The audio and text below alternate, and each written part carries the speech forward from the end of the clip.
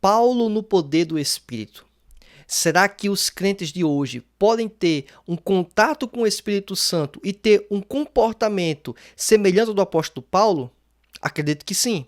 Se você também tem dúvidas quanto a esta questão e, inclusive, qual a diferença entre ser batizado no Espírito Santo e ter a atuação do Espírito Santo? O Espírito Santo no Antigo Testamento, ele trabalhava de forma subjetiva ou trabalhava de forma objetiva? Bem, questões como estas e muitas outras você vai aprender hoje no Escola Biblicast. Vamos lá? Olá, seja muito bem-vindo ao Escola Biblicast. Quem vos fala é o professor Roberto Penha, faço parte da Igreja Evangélica Assembleia de Deus do estado do Rio Grande do Norte, liderada pelo pastor Martim Alves da Silva. Convido você para estudar a lição bíblica de adultos da CPAD, que neste trimestre trata sobre o apóstolo Paulo, lições da vida e ministério do apóstolo dos gentios para a Igreja de Cristo. A lição específica de hoje, lição número 6, tem como título Paulo no poder do Espírito. Os slides que eu vou utilizar nesta apresentação estão disponíveis no formato PowerPoint e PDF. O link para o mesmo consta na descrição deste vídeo. Por sinal, nesse link você também tem acesso a outros materiais. Lembrando que todo sábado às 21 horas temos o nosso chat de voz. Este é um momento muito importante em que você pode interagir com suas dúvidas, suas perguntas, e isso ao vivo. Inclusive, neste sábado, vamos ter a presença do pastor Evandro Carlos do Tocantins.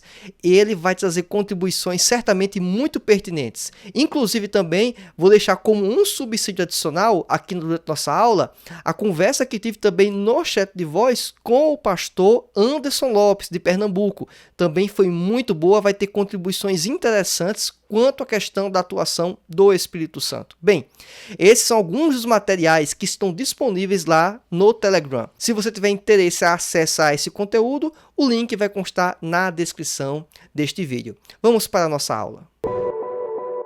Nesta lição, estamos aprofundando aqui sobre um ponto muito emblemático da vida do apóstolo Paulo, a atuação do Espírito Santo na vida do mesmo. Ou seja, Paulo era impulsionado no poder do Espírito. A gente vai tentar trazer aqui alguns insights, algumas observações, inclusive, infelizmente, no meu ponto de vista, algumas discordâncias que tenho quanto ao material da Escola Bíblica Dominical nesta revista, certo?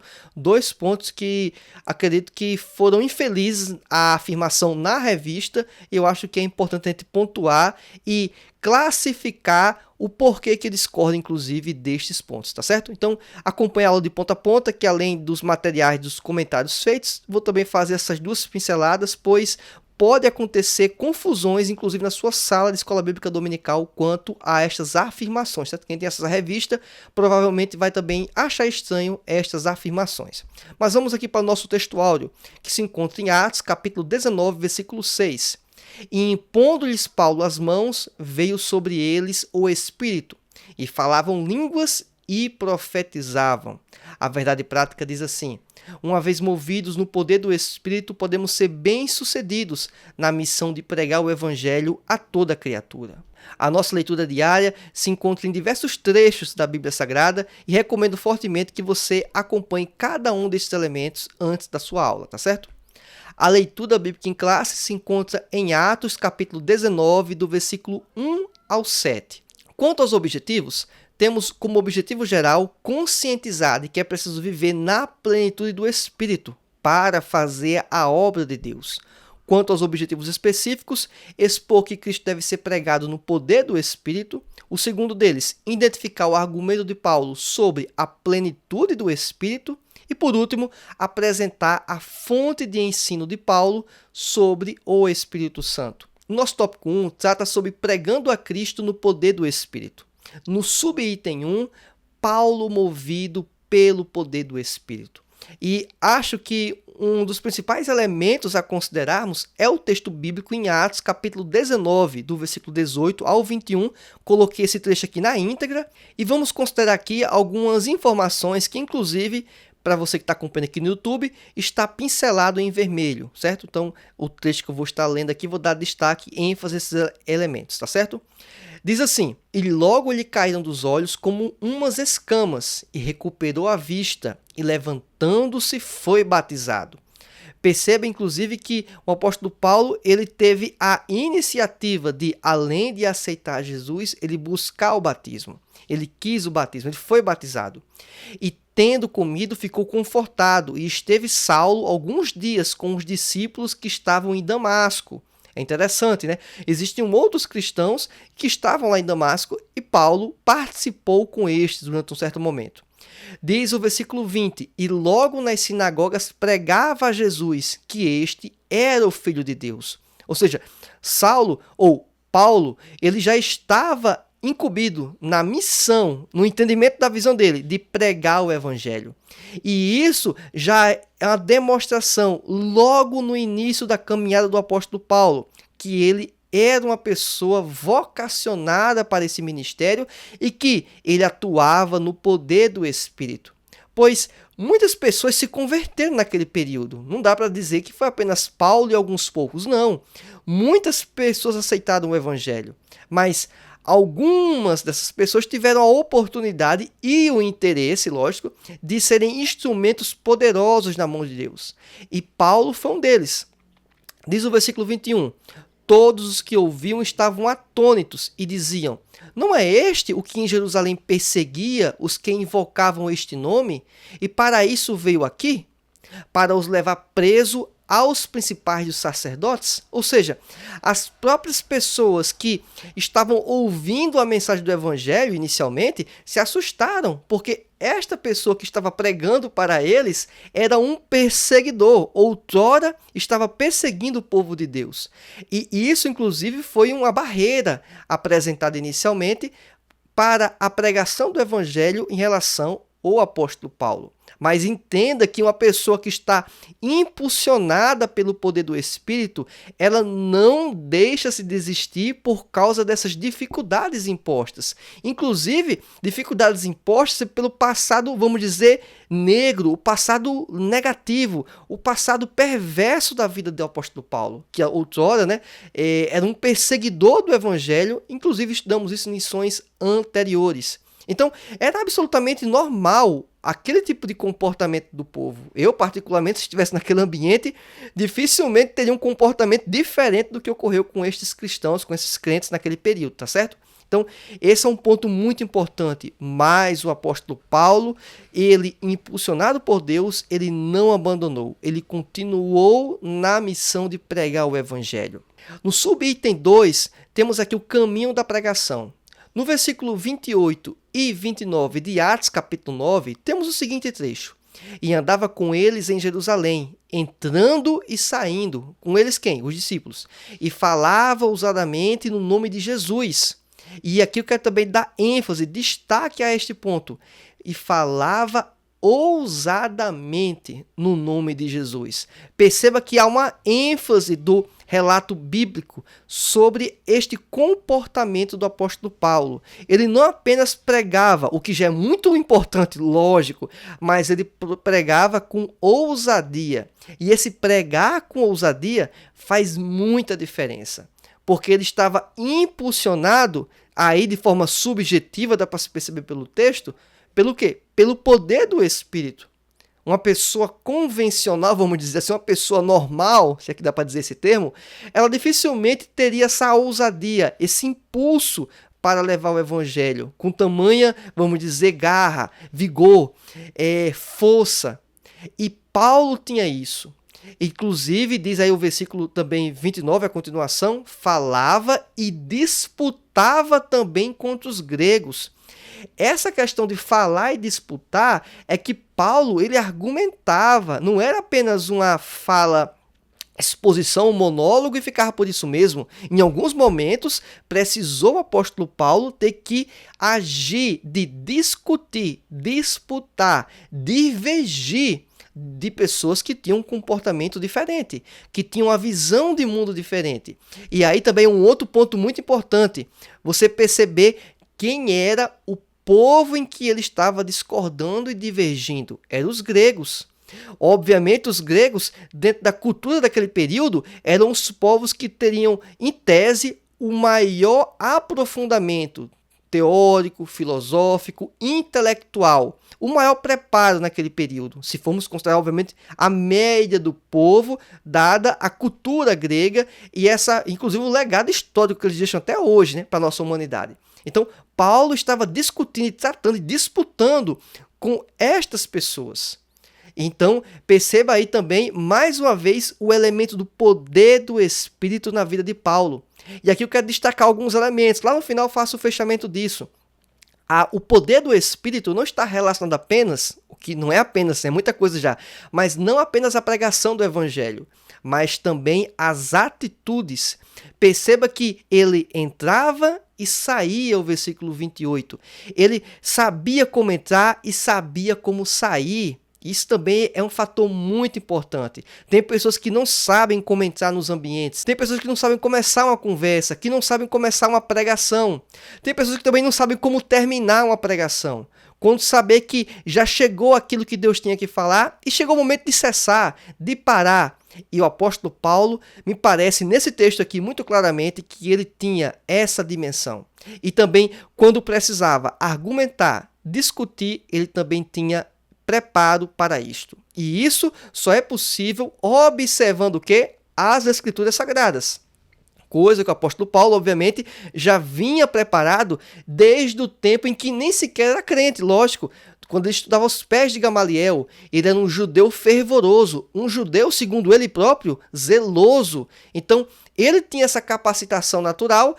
E também, após a conversão dele, logicamente, ele foi iluminado dentro daquele contexto em que ele foi ensinado, que ele aprendeu, de fazer uma leitura mais adequada, mais correta daquele texto que ele tinha como referência. Então, até isso contribuiu para as discussões do apóstolo Paulo. Lembrando que a escritura que o apóstolo Paulo tinha era o Antigo Testamento. E, sim, logicamente, os ensinamentos que, segundo ele, recebeu do próprio Senhor. E, obviamente, também, de alguma forma, com os contatos que ele tinha com os discípulos. Lógico, ele também estava ouvindo os relatos. Ele também estava tendo ciência de alguns dos ocorridos que os discípulos, Pedro e demais outros, tiveram contato ao longo do período aqui na Terra com Jesus. O item 3 do tópico 1 fala o seguinte: Paulo e as 2 viagens missionárias. Mais uma vez aqui eu quero realçar que não estamos falando apenas da pregação, mas também das atitudes no poder do Espírito.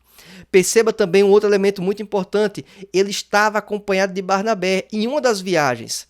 E aí demonstra o quê? Uma parceria. Uma pessoa impulsionada pelo poder do Espírito, ela também sabe trabalhar com outros. Outros, inclusive, também impulsionados pelo poder do Espírito. Paulo, ele não tentava ou não buscava uma carreira solo. Muito pelo contrário, Paulo, ele preparava obreiros. Paulo, ele tentava ter pessoas capacitadas para que continuassem a obra. Paulo, ele era um plantador de igrejas. Ele plantava uma igreja e queria que aquela igreja andasse, obviamente, da melhor forma possível, com as suas próprias pernas, se é possível aplicar esse termo neste quesito. Mas seria esse o raciocínio do apóstolo Paulo. Ele tinha interesse que a igreja pudesse progredir.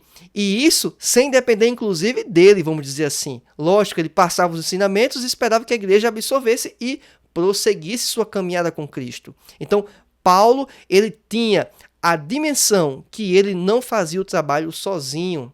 E aí é mais uma evidência do agir, do poder do Espírito na vida dele, porque ele percebia o quão limitado ele era e o quão também ele precisava de outras pessoas para que a obra, o reino fosse expandido. Muito pelo contrário, às vezes nós percebemos em algumas comunidades que pessoas tentam centralizar tudo nelas. Tudo é por causa delas. Tudo ocorre se elas fizerem. E aí não é algo que faz sentido, inclusive, com a própria lógica da igreja. Cada um servindo com seus dons, com suas atribuições, vocações que o próprio Deus nos entregou. Então, esse também é um elemento muito importante que quero que você considere. Além da pregação da palavra, além das atitudes, também o aspecto da parceria, do trabalho em conjunto, da comunidade. No tópico 2, temos aqui o argumento de Paulo sobre a plenitude do Espírito Santo.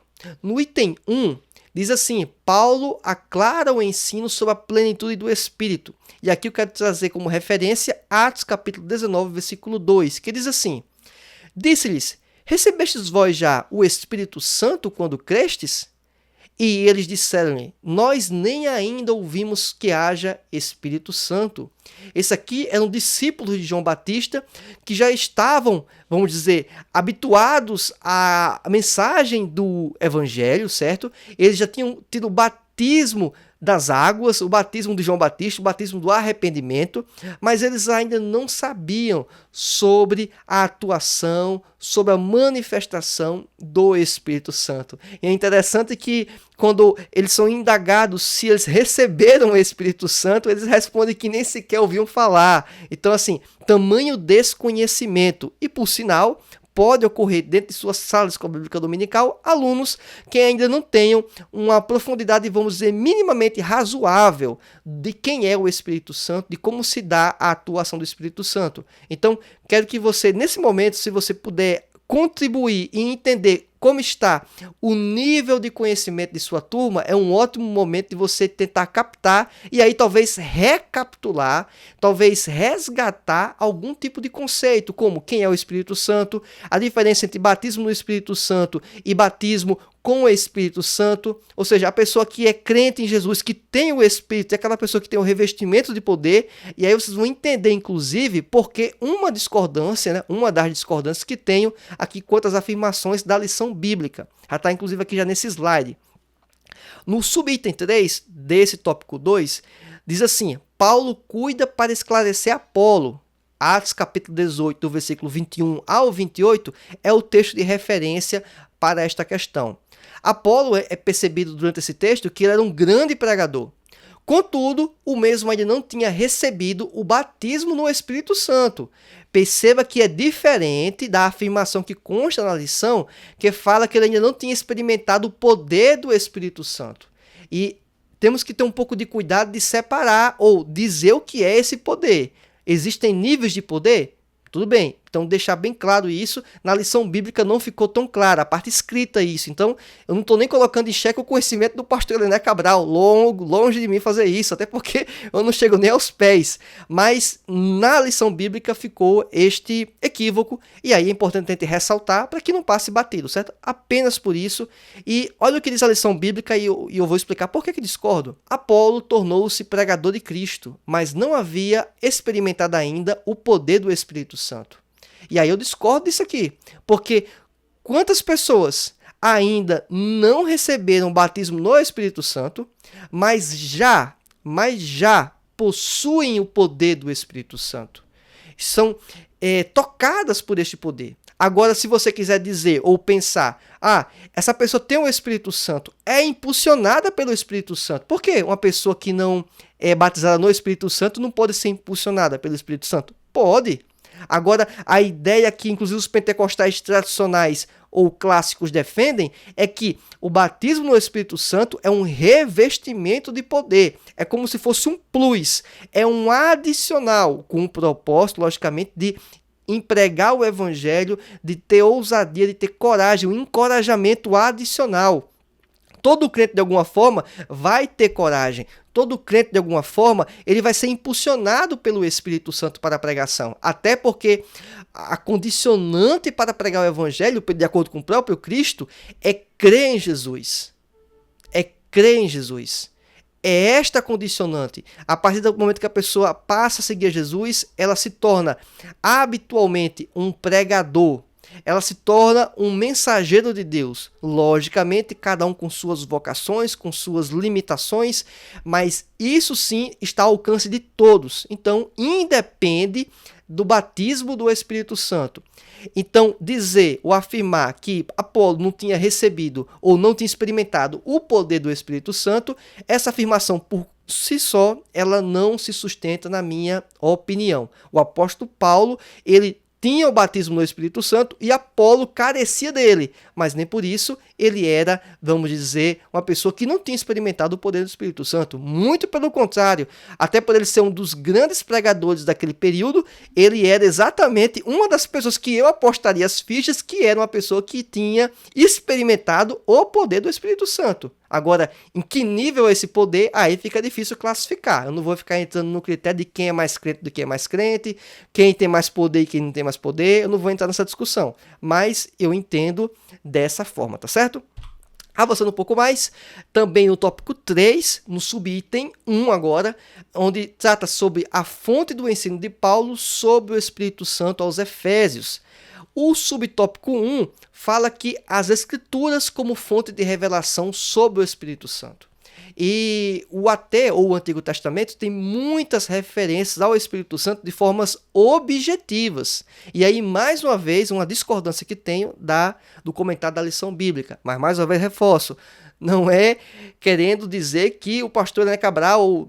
Não sabe, não é isso. Até porque ele sabe disso melhor do que eu. Mas a forma que está escrito na lição bíblica, mais uma vez, ficou devendo, certo? E eu vou explicar aqui, abre aspas. A doutrina da Santíssima Trindade, mais especificamente a pessoa do Espírito Santo, estava presente no Antigo Testamento de forma subjetiva.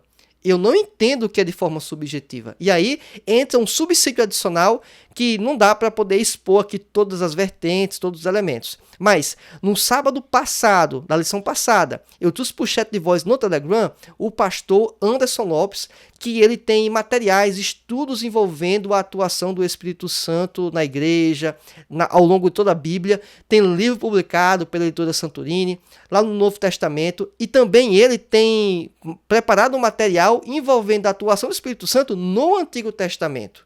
Então, tem uma série de materiais, de subsídios, que ele fornece, inclusive, na última aula, no último bate-papo que eu tive com ele, porque, na verdade, não é aula, né? O chat de voz, quem já participou, sabe que não é uma exposição do conteúdo da lição bíblica. É alguns insights, algumas perguntas, é um bate-papo, perguntas e respostas, um negócio bem dinâmico e interessante, e lá ele nos deu alguns subsídios, não só nesse chat de voz, existem chats de voz com ele, que ele também fala sobre a atuação do Espírito Santo em momentos anteriores. Tudo isso está disponível aqui no link da descrição deste vídeo, então fica aí a oportunidade para você também ter este material. É só você acessar o aplicativo e voltar algumas mensagens e você vai encontrar esta informação lá. E recomendo, se possível, escute e você vai ter mais alguns suplementos, tá certo? Obviamente, além do que vai ocorrer este sábado com o pastor Evandro Carlos também. Aí exatamente tratando sobre alguns insights, alguns pontos da lição 6, essa lição aqui. Bem, o segundo elemento que eu queria também tratar é o Pentecostes como forma de revelação, ou como fonte de revelação do Espírito Santo. Evidentemente que a atuação do Espírito Santo é mais claramente exposta no Novo Testamento, isso é evidente. Não só pelo relato em Pentecostes, mas em vários outros, inclusive o texto base de referência, a menção também sobre a atuação em Efésios, na igreja de Éfeso, ou seja, muitas coisas corroboram para que o Novo Testamento e o momento também em Pentecostes, o fato histórico, sejam muito mais evidentes e claros a atuação do Espírito Santo. Mas isso, de forma alguma, coloca o Antigo Testamento como um elemento subjetivo da atuação do Espírito Santo. Não. É atuação distinta, diferente, em nível, digamos, de magnitude e profundidade, provavelmente também menor, mas isso, na minha opinião, não é algo subjetivo, é algo ainda objetivo e muito claro nas Escrituras. Então, se eu fosse perguntar isso para o pastor Anderson Lopes, certamente ele também acharia essa questão muito evidente, muito clara e não subjetiva na leitura dele, dada as informações, ao conhecimento que a gente já tem aproveitado dele em alguns momentos, né, quando ele participa conosco lá no nosso chat de voz, certo? Então, aqui são alguns dos elementos, tá certo? Não quero entrar em questões pormenorizadas, só poderia talvez citar a situação de Bezalel e Aholiabe, em que eles foram capacitados pelo Espírito Santo para fazerem obras manuais, trabalhar em pedra, metais, uma série de quesitos, e foi uma capacitação do próprio Espírito. Então, é mais um exemplo, até veio isso à minha mente agora, que trata dessa atuação do Espírito Santo lá no Antigo Testamento. Então, de forma muito clara, muito evidente, tá certo? Então, esse é um ponto que eu queria deixar bem claro. O subitem 3 do tópico 3 fala sobre Paulo ensina acerca do Espírito Santo aos Efésios.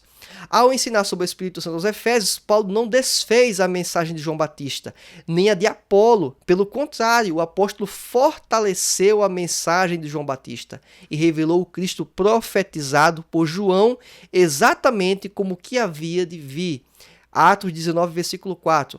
É interessante também notar que o apóstolo Paulo, com a visão da atuação do poder do Espírito, ele tem um discernimento que ele não precisa dizer que quem pregou antes, quem pregou parte da mensagem, que estava correta inclusive, estava limitada ou estava com problemas. Não, ele vai e avança, ele progride, ele não vai criar confusão, criar atrito, problemas com coisas pormenores. Não que Apolo e João estivessem errados, é que Apolo e João estavam em um momento anterior e trabalhavam com as informações que eles tinham, então estava absolutamente correto. Então o apóstolo Paulo ele trabalha num caminho de amadurecimento, um conhecimento progressivo das Escrituras, uma reflexão a partir dos elementos que ele já tinha de contato. Então, esse é um ponto. Então, ao invés de criar atrito, confusão, embate, não. Ele, por ter a atuação do poder do Espírito, ele sabia como lidar com isso e como contribuir para a igreja, levando em conta mais informações,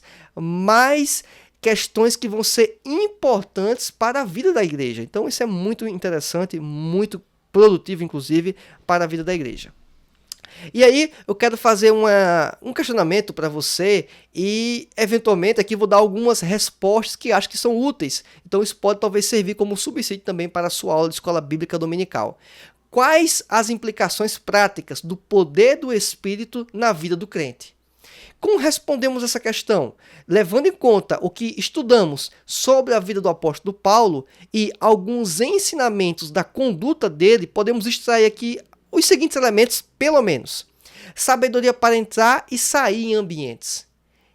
Tem muita gente que não sabe fazer isso. O apóstolo Paulo, ele sabia o momento correto de entrar, o momento correto de sair. Momentos, inclusive, que ele tinha que insistir em pregar o evangelho. Ele apanhar, ser lançado como morto, mas ele se levantar e dizer, eu vou voltar e vou pregar o evangelho. Em outros momentos ele teve que fugir, porque ele identificou que aquele momento poderia estar em jogo a vida dele, e naquele momento ele entendia que não valia a pena ainda morrer pelo evangelho. Até isso é algo interessante, né? Alguns crentes morreram pelo evangelho, e ele entendeu que aquele poderia perder a vida naquele ambiente e preferiu fugir. Em outro momento ele apanhou, ficou como morto, desmaiou, mas ele voltou, correndo o risco de morrer, mas ele voltou. Então, esse discernimento, essa sabedoria é algo que é surpreendente e só a pessoa no poder do Espírito para poder agir de tal forma. Existe também um aspecto que muita gente talvez vai enfatizar e está plenamente correto, que é o encorajamento adicional para a pregação. E eu quero colocar esse termo adicional de forma muito enfaticamente. Por quê? Porque o encorajamento para a pregação, todo crente em tese é para ter. Só que o batismo no Espírito Santo, esse poder do Espírito, esse revestimento de poder, vai ser algo adicional, um plus para a pregação do Evangelho. E isso o apóstolo Paulo absorveu e isso serve como ensinamento para mim e para você também. Tomadas de decisões que considerem o interesse de Deus. Isso é muito importante. Por que tomar decisões que apenas levam em conta a minha vontade, o meu interesse, as minhas ambições? Se a pessoa está sendo direcionada pelo Espírito Santo, aumenta-se aí, vamos dizer, as possibilidades da pessoa agir de forma correta. Ela ouvir a voz do Espírito e seguir a voz do Espírito. E por último, saber trabalhar em equipe e sem vaidade, visando o reino de Deus. Olha que maravilha! A pessoa saber trabalhar com os outros, pensar que isso não é uma competição, não é quem chega primeiro no céu, quem faz mais, não. Quem ganha é o reino. Todos nós trabalhamos em conjunto, cada um a seu modo. Você que está me acompanhando vai trabalhar ao seu modo. Eu estou contribuindo de alguma forma. Cada um tenta agir da forma que lhe é possível contribuir para o reino dentro das vocações e atribuições e dons que Deus nos outorgou, segundo a vontade do próprio Espírito dele. Bem, também aí visando sempre o quê? O reino de Deus, obviamente, sem vaidade, são essas questões que entendo que as implicações práticas do poder do Espírito na vida do crente que podemos extrair aí da vida do apóstolo Paulo como referência. Tem outras, aí você fica à vontade nos comentários de fazer menção a algum elemento que você julgue que seja interessante. Como conclusão, nas suas viagens missionárias, o Espírito Santo moveu a Paulo no caminho da pregação. O mesmo procedimento devem os crentes de hoje executar. De igual forma, por que mudar? Por que ser diferente? Não. Imitarmos esse exemplo. Devemos comunicar sobre a atualidade do poder do Espírito Santo e o batismo como revestimento de poder. Um ponto que aqui coloquei na íntegra, esse item, inclusive, da lição bíblica. Está plenamente correto falar sobre o Espírito Santo e falar sobre a possibilidade do revestimento do poder, principalmente nós pentecostais, em que acreditamos disso e somos, inclusive, um dos elementos que distingue os pentecostais de outras vertentes protestantes, inclusive. Bem, por último, as Escrituras são a primeira fonte de revelação do Espírito, enquanto o Pentecostes é a segunda. Isso como um acontecimento histórico, até porque o Pentecostes está relatado na própria Bíblia. Então, de alguma forma, acaba que as Escrituras, como ponto final, é a revelação do Espírito Santo. E lógico, existe também a revelação pessoal, que Deus ele se revela para com o homem. Isso a gente não quer também discutir esse elemento, mas a fonte mais primária, mais básica que a gente pode ter é a própria Bíblia Sagrada, que vai nos dar inúmeras referências, como as que aprendemos hoje, tratando em específico dos exemplos, dos modelos da vida do apóstolo Paulo, que vai servir de lições para a minha vida e para a sua vida. Imagino que esse conteúdo tenha sido bastante útil para você. Portanto, além de curtir esse vídeo, recomendo que você se inscreva no canal e ative as notificações. Lembre-se também que o material utilizado nesta aula, formato PDF e PowerPoint, está na descrição do vídeo e todo sábado às 21 horas temos nosso chat de voz no Telegram. Também, se você quiser acompanhar no formato de podcast, estamos em todas as plataformas de podcast. É só nos acompanhar e nos seguir. Se este conteúdo fizer sentido, também compartilhe com outras pessoas. Aguardo você em nossa próxima aula. Que Deus te abençoe. Fique na paz do Senhor. Tchau!